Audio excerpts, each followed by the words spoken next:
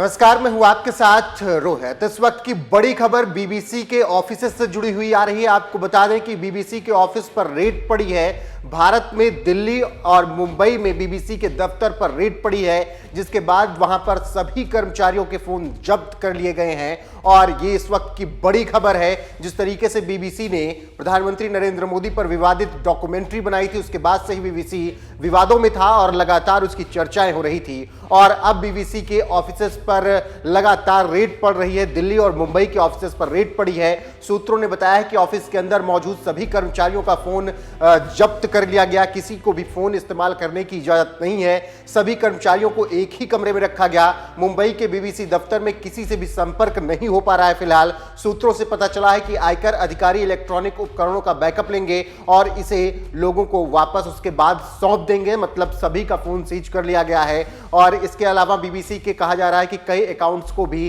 Seize किया गया है। बीबीसी दफ्तर पर रेड को लेकर राजनीति भी शुरू हो गई है और लगातार विपक्ष हमलावर है। कांग्रेस ने इसे घोषित आपातकाल बता दिया है, तो वहीं पर बीजेपी का कहना है कि बीबीसी सबसे बेकार और घटिया संस्थान है। तो आप समझ सकते हैं किस तरीके से बीबीसी को लेकर विवाद है और अब उस पर रेड पड़ी है। और जिस तरीके से आईटी ने रेड डाली है मुंबई और दिल्ली के दफ्तर पर, उसके बाद हंगामा मचा हुआ है। विपक्ष लगातार सरकार पर हमलावर है, तो सरकार कह रही है कि बीबीसी सबसे घटिया है। फिलहाल देखना होगा कि आगे इस मामले में क्या कुछ खबरें निकल कर आती हैं और ये जो रेड पड़ी है उसके बाद आईटी इसके बारे में क्या कुछ जानकारी देती है। फिलहाल की खबर यही है कि सभी का मोबाइल सीज कर लिया गया है। कई अकाउंट को भी सीज किया गया है और मोबाइल को तभी वापस किया जाएगा जब सभी के डाटा आईटी अपने पास ट्रांसफर कर लेगी। उसके बाद गौरतलब है कि बीबीसी लंदन का मीडिया आउटलेट है जो भारत में काफी सालों से पत्रकारिता कर रहा है।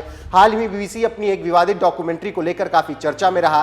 पिछले दिनों बीबीसी ने प्रधानमंत्री नरेंद्र मोदी और गुजरात दंगे जो कि 2002 में हुए थे, उसको लेकर एक डॉक्यूमेंट्री रिलीज की थी, जिस पर भारत सरकार ने कड़ी आपत्ति दर्ज कराई थी और उसे बैन भी कर दिया था। बीबीसी की डॉक्यूमेंट्री को लेकर पूरे देश में बवाल मचा था। केंद्र सरकार ने डॉक्यूमेंट्री को एक प्रोपेगेंडा बताया था और तत्काल प्रभाव से उसे बैन किया था। केंद्र सरकार ने उस वक्त बयान जारी करके कहा था कि यह डॉक्यूमेंट्री एक तरह से एक तरफा नजरिया है और एक तरह से यह प्रधानमंत्री नरेंद्र मोदी को फिर से एक बार बदनाम करने की कोशिश की जा रही है, जिसके चलते इसके स्क्रीनिंग पर देश में रोक लगा दी गई थी। हालांकि सरकार के रोकने के बावजूद कई विश्वविद्यालयों कॉलेजों में इसकी स्क्रीनिंग की गई।